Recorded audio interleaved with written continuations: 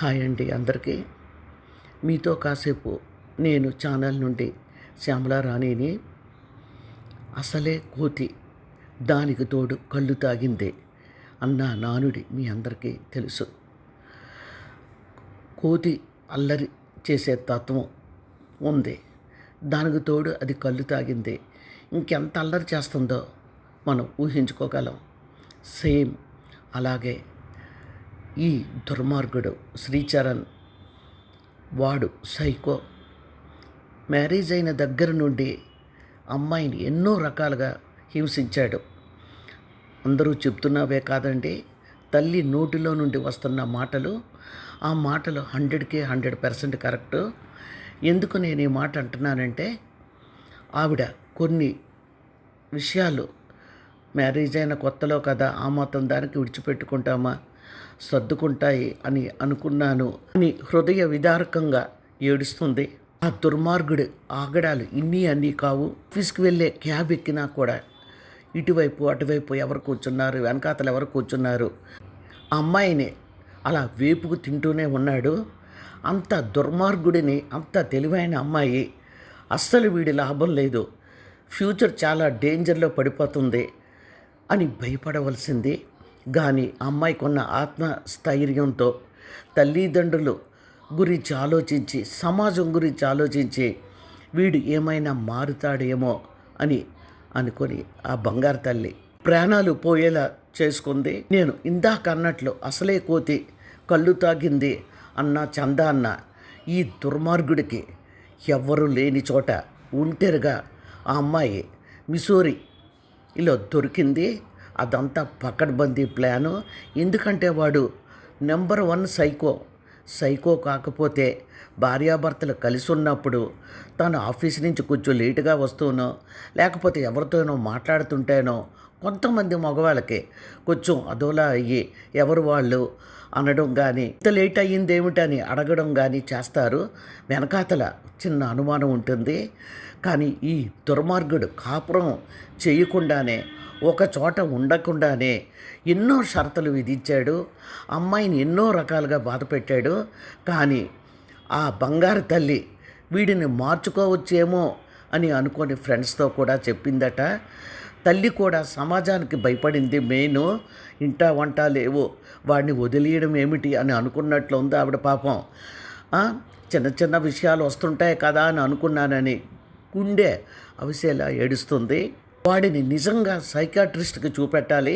ఎందుకంటే వాడు మనిషి రూపంలో ఉన్న ఒక క్రూరుడు కాకుండా భార్య ఎక్కడో ఉండి ఉద్యోగం చేస్తుంటే తను ఎక్కడో ఉండి ఇంత హింసించడం ఏ భర్త, అది పెళ్ళైన క్రొత్తలో చెయ్యరు.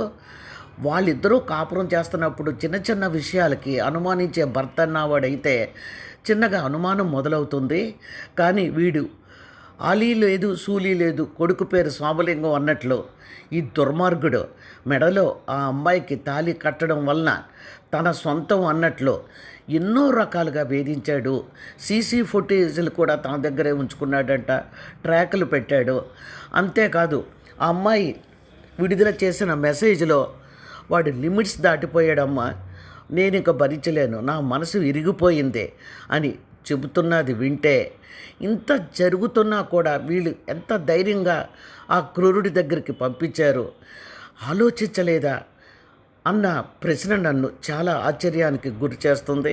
తాగుబోతూ తిరుగుబోతూ దొంగ అయినా సరే మ్యారేజ్ అయిన కొత్తలో మనం వింటూనే ఉంటాం. ఒక 1 year వరకు భార్యని చాలా బాగా చూసుకుంటాడు, తర్వాత వాడి బాగోతం అంతా బయటకు వస్తూ ఉంటుంది. కానీ వీడు మ్యారేజ్ అయిన దగ్గర నుండి ఆ ట్రాక్లు అమర్చడం, సీసీ ఫుటేజీలు తన దగ్గరే పెట్టుకోవడం, ఈ అమ్మాయిని ప్రతి దానికి నువ్వు ఎక్కడున్నావు వీడియో కాల్ చెయ్యడం, అలా హింసిస్తూనే ఉన్నాడు. అంటే వీడు నివురు కప్పిన నిప్పు అంటారు, అలాగా వీడిలో క్రూయాలిటీ అన్నీ దుర్మార్గం, శాడిజం అన్నీ వాడిలోనే ఉన్నాయి. అవన్నీ వీళ్ళు పోల్చుకోలేకపోయారు. ఎందుకంటే వాడి మాటలు వింటుంటే చాలా పెద్ద ప్లానే వేశాడు. వాడి మాటలు ఎలా ఉన్నాయంటే ఆ రిపోర్ట్స్ వస్తాయి కదా, రిపోర్ట్స్లో అన్నీ తెలుస్తాయి. తను హ్యామరేజ్ వచ్చి చనిపోయింది, బ్రెయిన్ హ్యామరేజ్ అని ఏవేవో పిచ్చిగా వాగుతున్నాడు. అదంతా ఒట్టిదే. ఎందుకంటే వాడు సైకో కదా, ఆల్రెడీ చాలా పకడ్బందీగా ప్లాన్ వేశాడు. ఆ ప్లాను బెడిసి కొడుతుందని వాడు అస్సలు అనుకోలేదు. ఎందుకు వాడు ప్లాన్ వేసాడని ఇంత ఖచ్చితంగా నేను చెప్తున్నానంటే, అంత పద్ధతులు సాంప్రదాయం మధ్యన పెరిగిన అమ్మాయి. ఫ్రెండ్స్ ప్రెస్ మీట్ పెట్టి ఈ రోజుల్లో ఎవరు చెప్తారండి తన గురించి చెప్తున్నారు ఎంతో గొప్ప వ్యక్తి అని. అటువంటి అమ్మాయి తనతో పాటు తాగిందని, ఇద్దరం ఫుల్ ఎంజాయ్ చేసామని ఇవన్నీ చెప్తుంటే అసలు నమ్మశక్యంగా లేవు. ఎందుకంటే అక్కడికి తీసుకువెళ్ళాక బర్త్డే పేరు చెప్పి నా కోసం నువ్వు తాగని చాలా బలవంతం చేసుంటాడు. వాడి బలవంతం ఎలా ఉంటుందంటే నా బర్త్డే కదా, నా కోసం తాగని చెప్పి అని ఉంటాడు. లేదా అంటే వాడు అప్పటికే అమ్మాయికి ఇందులోనే ఒక దాంట్లో మందు కలిపేసి కొంచెం డ్రౌజీగా చేసి ఈ మందు బలవంతంగా తను వద్దంటనా సరే నోట్లో పోసుంటాడు. ఇలా చేయడానికి కారణం ఏమిటంటే మీ ఇద్దరం కలిపి మందు తాగాం అని చెప్తున్నాడు. అది హోటల్ వాళ్ళు ఇచ్చారంటున్నాడు. వాళ్ళు ఇవ్వనే లేదని తెలిసింది. ఈ మందు తాగాక వాడు వయాగ్రా ఏవో ట్యాబ్లెట్స్ కూడా వేసుకున్నాడు. అదెందుకు చెప్పలేదు? ఎందుకు ఇంత జరిగింది కదా, అది చెప్పాలి కదా. నేను అనుకోవడం అమ్మాయితో కూడా బలవంతంగా ఎందులోనో కలిపో, ఏ డ్రింకులోనో కలిపో, ఏ జ్యూస్లోనో కలిపో మొత్తం మీద అమ్మాయికి ఆ ట్యాబ్లెట్స్ కూడా వేసుంటాడు. ఇదంతా ఎందుకంటే వాడి ప్లాను మందు తాగింది అలవాటు లేకపోవడం వల్ల, తర్వాత ఏదో బీపీ అంటున్నాడు, ఇలాంటి పిచ్చి పిచ్చి కారణాలు చూపెడుతూ హ్యామరేజ్ వచ్చేసింది, నేను ఎందుకు చంపుతాను అని అంటున్నాడు. ఓకే, వాడు చంపలేదు అనుకుందాం. ఇద్దరు కలిసి తాగి పడుకున్నారు వాడి ప్లాన్ ప్రకారం. పడుకున్నాక వాడికి మేలుకు వచ్చి చూసేటప్పటికి నగ్నంగా ఆ అమ్మాయి నేల మీద పడి ఉంది. నూలిపోగు కూడా లేదు ఒంటి మీద, ముక్కులోంచి రక్తం, యూరిన్ బ్లడ్ కలిపోయి నగ్నంగా చూసినప్పుడు కుండీలు బాదుకుంటూ ఏడుస్తాడు. అంతేగాని అమ్మాయిని అలా నగ్నంగానే వదిలేసి తలుపు తీయడం దగ్గర నుంచి అంతా రికార్డు చేసాడని కొన్ని ఛానల్స్లో చెప్తున్నారు. ఎందుకంటే వాడు తలుపు తీయడానికి ఓపిక ఉంది, రికార్డు చేయడానికి ఓపిక ఉంది. తన భార్య నగ్నంగా పడి ఉంది. ఏ భర్త, ఆఖరికి 90 ఏళ్ళ భర్త కూడా భార్య ఒంటి మీద చీర సరిగా లేకపోతే ఎలాగోలాగా తంటాలు పడి ఆ భార్య ఒంటి మీద గుడ్డని కప్పుతాడు. కానీ వీడికి తలుపు తీయడానికి, వాళ్ళతో మాట్లాడడానికి, రికార్డు చేయడానికి సెల్ పట్టుకొని అన్నిట్లకి వీడికి బ్రెయిన్ పనిచేస్తుంది. కానీ ఆ ఆవిడని మట్టుకు ఆ అమ్మాయిని అలా నగ్నంగా కిందనే వదిలేశాడు. కనీసం ఒక దుప్పటైనా మీదన వెయ్యలేదు తన వంతు ప్రయత్నంగా. ఇదేమీ మర్డర్ కేసు కాదే, ఒకవేళ తన వేలు ముద్రలు అవి తన మీద పడిపోతాయి అనుకోవడానికి ఇదొక్క క్లూ. పోలీసులు అందరూ కూడా వాడిని పట్టుకొని చితక బాధ్యతే, అరెస్ట్ చేయడం కాదు, చితక బాధ్యతే. ఖచ్చితంగా వాడి నోటితోనే వాడు చెప్తాడు. ఈ ప్రయత్నం ఎవ్వరూ చేయడం లేదు. రిపోర్ట్ రావాలంటున్నారు. రిపోర్టులో ఒకలాగా రావచ్చు అమ్మాయి కూడా తాగిందని, కానీ దానికి కారణం వాళ్ళు చెప్పలేరు కదా. అక్కడ ఎటువంటి సిచ్యువేషన్ ఉందో, అమ్మాయిని ఎంత హింసించాడో, లేకపోతే బ్లాక్మెయిల్ చేసాడేమో, నా బర్త్డే ఈరోజు నా కోసం నువ్వు కొంచెం తాగాలని చేసాడో, ఆ అమ్మాయి ఏం మత్తులో ఉండి వీడు ఆల్రెడీ మత్తు ఇవ్వడం వల్ల ఇందులోనూ ఒక దాంట్లో ఫుడ్లో కలిపి ఇచ్చుంటాడు గ్యారంటీగా. ఎందుకంటే వీడు క్రూయల్ ఫెలో, క్రూర జంతువు కదా. తన ప్లాన్ సక్సెస్ అవ్వాలంటే ఇవన్నీ అమ్మాయితో చేయించాలి అన్న ఉద్దేశంతో వాడు అలా చేశాడు.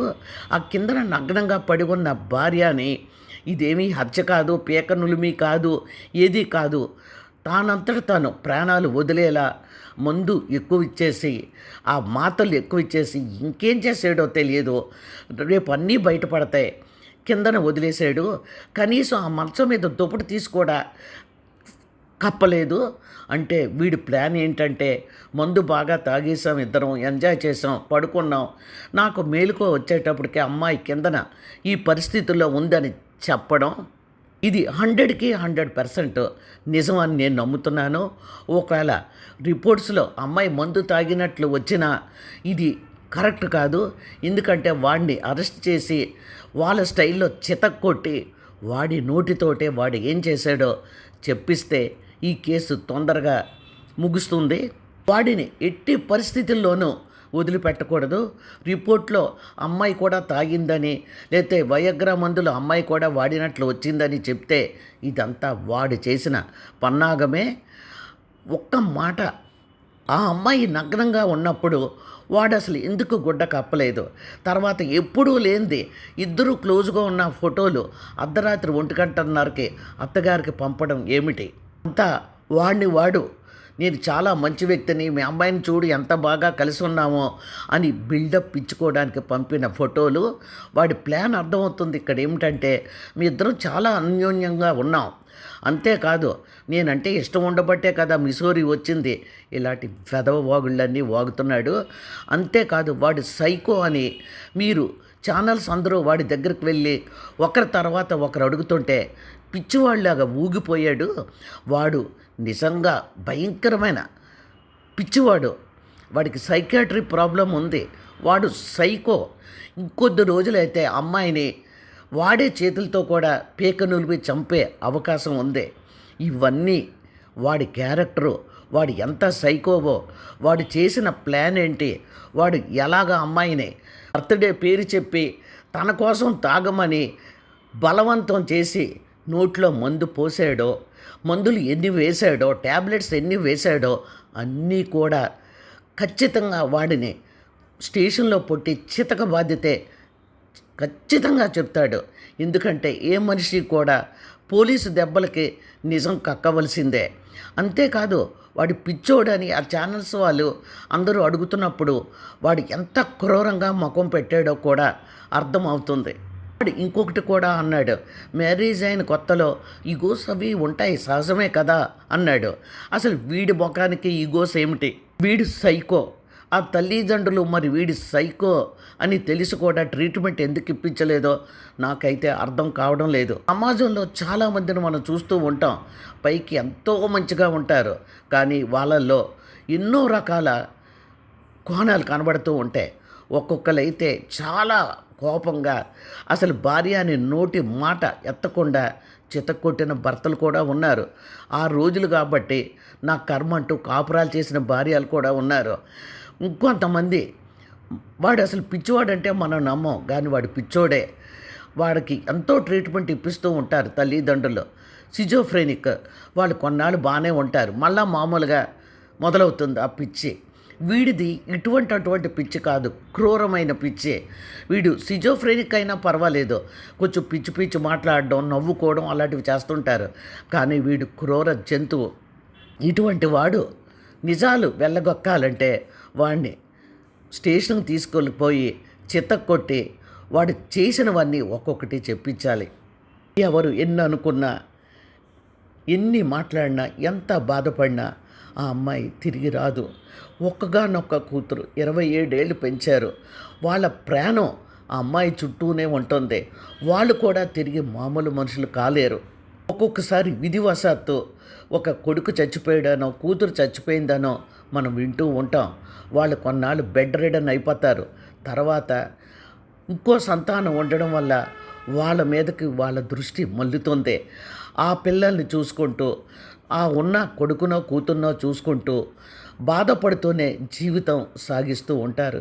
కానీ వీళ్ళు ఒక్కగానొక్క బిడ్డ దూరం అయితే ఎలా బ్రతుకుతారు అనుకుంటున్నారు?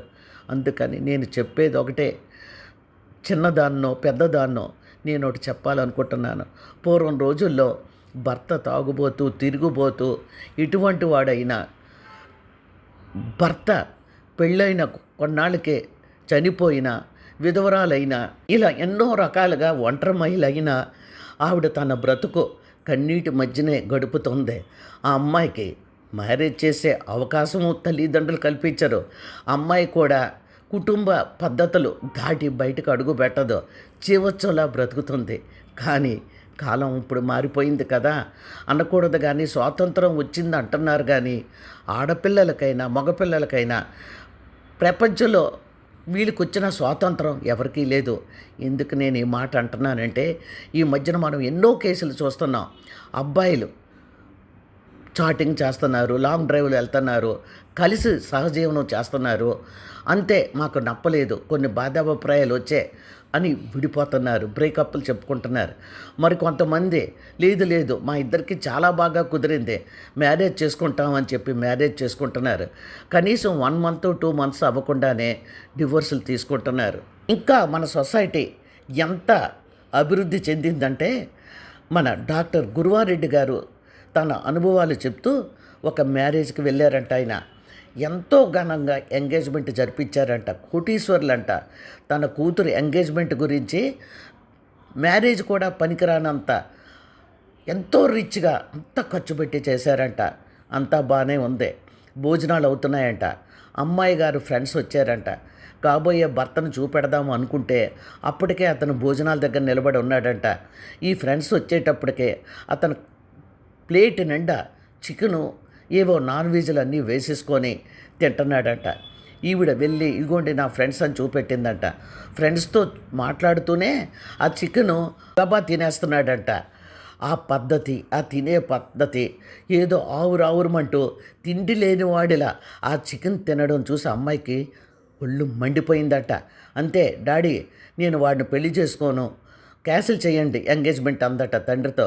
అదేంటమ్మా అని అడిగితే వాడు ఎలా తింటున్నాడో చికెన్ చెప్పిందంట. సరే తల్లి అని అతను ఎంగేజ్మెంట్ క్యాన్సిల్ చేశాడంట. ఇది డబ్బున్న వాళ్ళ కథే అనుకోండి, డాక్టర్ గారే స్వయంగా చెప్పారు. ఇప్పుడు ఎంగేజ్మెంట్లు పెళ్ళిళ్ళు కూడా ఎలా ఉన్నాయని నవ్వుతూ, ఇది ఇంకా యూట్యూబ్లోనే ఉంది. ఈ కథ నేను ఎందుకు చెప్పానంటే, ఇంత గొప్పగా ఉంది మన వివాహ వ్యవస్థ. ఇటువంటి సమయంలో అబ్బాయిలు మ్యారేజ్ అయిపోయి బిడ్డ తల్లి ఉన్నా సరే స్వచ్ఛందంగా వచ్చి ఆ అమ్మాయిని చేసుకుంటున్నారు. అమ్మాయిలు కూడా సెకండ్ మ్యారేజ్ అయినా ఏ మ్యారేజ్ అయినా సరే వాళ్ళకు అనుకున్న టార్గెట్ అన్ని అబ్బాయిలో ఉంటే వాళ్ళు పెళ్లి చేసుకుంటున్నారు. అంతేగాని రోజుల్లో లాగా పెళ్లి చూపులకు వెళితే అబ్బాయి ఎటువంటి వాడని ఆడపిల్ల తల్లిదండ్రులు ఎంక్వైరీ చేయడం, అమ్మాయి గుణగణాలు ఎటువంటివని ఇంటి దగ్గర ఉన్న కిరాణా షాపుల్లో చాకలి బడ్డీలు ఉంటాయి కదా, అక్కడికి వెళ్ళి అమ్మాయి మంచిదేనా, ఒక్కరితే ఎక్కడికైనా పోతుంటుందా అని ఎంక్వైరీలు చేసి అమ్మాయి మంచిదని తెలిసాక, అబ్బాయి మంచివాడని తెలిసాక పెళ్ళిళ్ళు అయ్యేవి. ఇప్పుడు అలా కాదు. అమ్మాయికి అబ్బాయికి మ్యారేజ్ అయినా సరే డివోర్స్ తీసుకున్న అబ్బాయికి ఎంత ఉంది ప్యాకేజీ, అబ్బాయి ఏమాత్రం రిచ్ అని అమ్మాయి లెక్కలు వేసుకుంటుంది. అమ్మాయికి మ్యారేజ్ అయిపోయి డివోర్స్ తీసుకున్నా సరే అసలు అబ్బాయి పట్టించుకోవడమే లేదు. ఈ అమ్మాయితో పెళ్లి చేసుకుంటే లైఫ్ బాగా ఎంజాయ్ చేయొచ్చు, చాలా ఎక్కువ జీతమే, అమ్మాయి బాగానే ఉంది అని అబ్బాయి ఆలోచిస్తున్నాడు. ఇది ప్రస్తుత మన సమాజం. ఇలా అని అందరూ అని అనుకోకండి, కొంతమందే అనుకుందాం. ఇటువంటి సమయంలో ఈ దుర్మార్గుణ్ణి ఎందుకు రాధా గాయత్రి వాళ్ళ అమ్మ నాన్నగారు వాళ్ళు వదిలించుకోవడానికి చూడలేదు. చుట్టాలు పక్కాలు ఇలా ఆ అమ్మాయి ప్రాణాలు పోయేలా చేసిన ఆ దుర్మార్గుణ్ణి వెళ్ళి ఏమన్నా చేయగలరా? ఆ అమ్మాయిని తిరిగి తీసుకురాగలరా? 4 రోజులు అనుకుంటారు, అయ్యో ఆ అమ్మాయికి డివోర్స్ తీసుకుంది పాపం అని అనుకోనియండి. కానీ అమ్మాయి ప్రాణాలతో మీ కళ్ళ ముందు ఉండేది కదా. ఇక సమాజానికి వస్తాం. 4 రోజులు అనుకుంటారు, పలానా వాళ్ళ అమ్మాయి పాపం పెళ్లి చేశారు, డివోర్స్ అయిపోయిందని. అది కూడా మీరు పాజిటివ్గానే తీసుకోవాలి. అనుకుంటే అనుకోండి, మా అమ్మాయి సేఫ్టీగా మా దగ్గర ఉంది అని. కానీ మన సమాజం ఇంకా మారలేదు. అమ్మాయికి నచ్చజెప్పి కొద్ది రోజులు చూద్దామమ్మా అని నచ్చజెప్పి బలవంతంగా కాపురాలకి చాలామంది పంపుతున్నారు. అలా కాపురాలకు వెళ్ళిన వాళ్ళు తిరిగి అమ్మా నాన్న దగ్గరికి వెళ్ళినా మళ్ళీ పంపుతారని ప్రాణాలు తీసుకుంటున్న అమ్మాయిలు ఉన్నారు. ఇక అబ్బాయిలు భార్య తనని కాకుండా వేరే వాళ్ళతో ఇల్లీగల్ అఫైర్ పెట్టుకుందని భరించలేక సూసైడ్ చేసుకున్న అబ్బాయిలు కూడా ఉన్నారు. అదే కాదు, అమ్మాయిలు ప్రియుడితో కలిసి భర్తను చంపేస్తున్న వాళ్ళు ఉన్నారు. ఇవన్నీ నేను కొత్తగా చెప్పక్కర్లేదు, నిత్యం మనం చూస్తూనే ఉన్నాం సోషల్ మీడియాలో. ఇటువంటి సమయంలో మనం సమాజం గురించి ఆలోచించకూడదు, ఫ్రెండ్స్ రిలేటివ్స్ గురించి ఆలోచించకూడదు. మన అబ్బాయి అయినా అమ్మాయి అయినా ఇటువంటి మెంటాలిటీ ఉన్న అమ్మాయి అయినా అబ్బాయి అయినా దొరికితే లైఫ్ బాగుండదని ఒక గట్టి నిర్ణయానికి వచ్చేయాలి. ఏదో చిన్న పిసనారితనం లేకపోతే చిన్నగా అనుమానించడం అటువంటి ఉన్నవాడైతే ఉన్న అమ్మాయి అయితే సర్దుకోవడానికి కొంచెం టైము పడుతుందేమో అని ఆలోచించవచ్చు. కానీ ఈ దుర్మార్గుడు ఈ ట్రాకర్లు పెట్టడం ఏమిటి, వీడియో కాల్స్ చేయమండం ఏమిటి, తర్వాత లాస్ట్ ఆ అమ్మాయి విడుదల చేసిన మెసేజ్ చూశాక ఎంత భరిస్తుందో అమ్మాయి, అటువంటి అమ్మాయిని తల్లిదండ్రులు వాడి దగ్గరకు పంపడం వాళ్ళు ఏమనుకున్నా సరే చాలా పెద్ద తప్పు చేశారని అనిపిస్తుంది. వాళ్ళు అప్పుడే ఆ దుర్మార్గుడి దగ్గరికి పంపకుండా ఉంటే ఈ అమ్మాయి ప్రాణాలతో వాళ్ళ కళ్ళ ముందే ఉండేది. మన సమాజంలో వివాహ వ్యవస్థ ఎంత దిగజారిపోయిందో అందరికీ తెలుసు. ఇటువంటి దుర్మార్గుడి దగ్గరికి ఎలా వెళుతుంది ఆ అమ్మాయి, ఎలా మీరు పంపించారు అన్నదే నా ప్రశ్న. నాకే చెప్పాను, అందరూ అనుకోవడం గురించి అనుకోనియండి, వాళ్ళు ఏమైనా మీ అమ్మాయిని మీ దగ్గరికి తీసుకొని రాగలరా? అందుకే నేను యువతకి ఒకే ఒక్క మాట చెప్పాలనుకుంటున్నాను. మ్యారేజ్ అయ్యాక చిన్న చిన్న మనస్పర్ధలు, చిన్న చిన్నవి, అవి ప్రాణాలు తీసేవి కాకుండా ఉంటే సర్దుకుపోవడానికే ప్రయత్నించండి. అంతేగాని అనుమానం పెనుబోతుల్లాంటి ఇటువంటి శాడిస్టులు మీ జీవితంలోకి అమ్మాయి అయినా అబ్బాయి అయినా రావడం, అంతేకాదు ఇంకా కొన్ని దుర్మార్గమైన లక్షణాలు ఉంటాయి కొంతమందిలో. అటువంటి లక్షణాలు కనబడితే అస్సలు సర్దుకోవద్దు. మీకు వివాహ వ్యవస్థ ఎంతో బ్రహ్మాండంగా మీ కళ్ళ ముందు కనబడుతుంది కదా, మీరు ఈనాటి యువతే కదా, మీరు మీ లైఫ్ని ఈసారైనా జాగ్రత్తగా చూసుకొని తిరిగి మళ్ళీ పెళ్లి చేసుకోండి.